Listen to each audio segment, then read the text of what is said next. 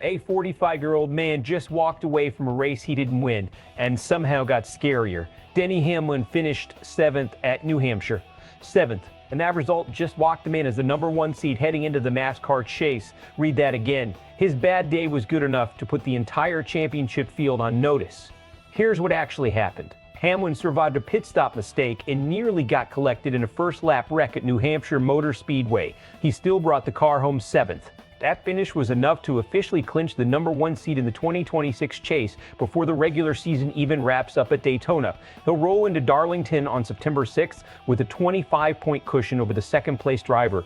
That's Ryan Blaney, fresh off winning at New Hampshire and riding a hot streak for Team Penske. 4 wins in the last 6 races. So on paper, this looks close. In practice, Hamlin built himself a real head start. To understand why this is such a big deal, you have to understand what's been missing from Denny Hamlin's career. 2 decades in Cup Series, dozens of wins, multiple Daytona 500 trophies. The one thing not on that resume? A championship. That absence has followed him for years, and at 45, the clock is a factor whether anyone wants to say it out loud or not. This season has been different. He took the points lead from Tyler Reddick back in June at Sonoma and never gave it up.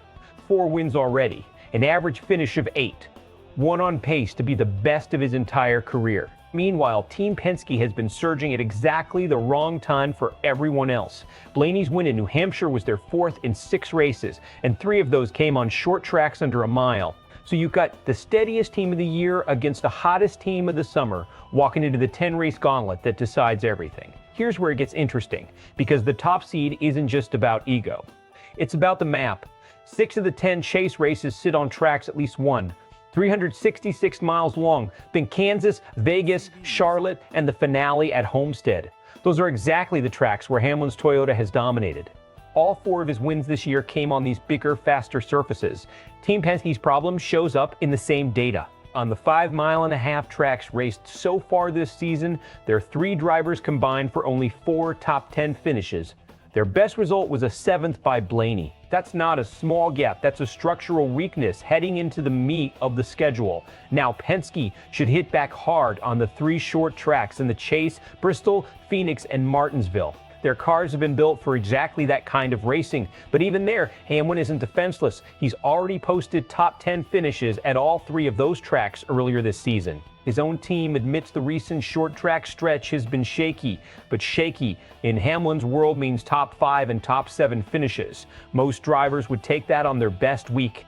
Is leaning on a 25-point cushion smart or risky? It's smart if Hamlin's team keeps their power tracks locked down early and simply survives the short tracks in the middle. It's risky if Penske's short track dominance turns into more than a stretch.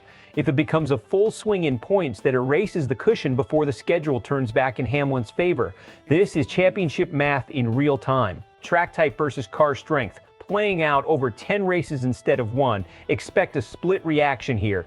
Hamlin's doubters, and there are plenty after years of championship near misses, will point out he didn't actually win Sunday. They'll call the top seed a technicality and argue the real test hasn't even started. But the numbers crowd, the ones who actually track average finish and track type strength, are going to see this differently. A 25-point lead heading into a playoff format is not nothing.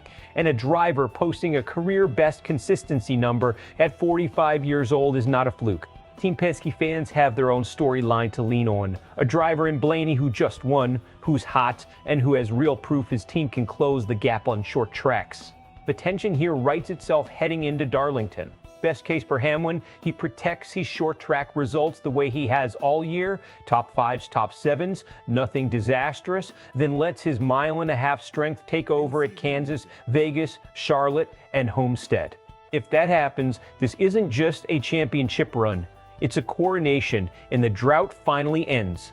Worst case for Hamlin, Team Penske's short track surge isn't a stretch. It's a trend. Blaney, Logano, and Cindric start stacking finishes at Bristol, Phoenix, and Martinsville. The 25-point cushion disappears fast, and Hamlin heads into the bigger tracks playing defense instead of offense. One bad pit call, one bad break at the wrong track, and 2 decades of near misses become the story all over again. So here's the real question. Is a 25-point lead and a favorable track map enough to finally get Denny Hamlin his championship? Or is Team Penske's short track surge the exact kind of threat that's derailed him before? Drop your prediction in the comments. Who wins this thing when the 10 races are over? If you want more no-fluff NASCAR breakdowns like this one, you know what to do. Hit subscribe and stay locked in for the chase.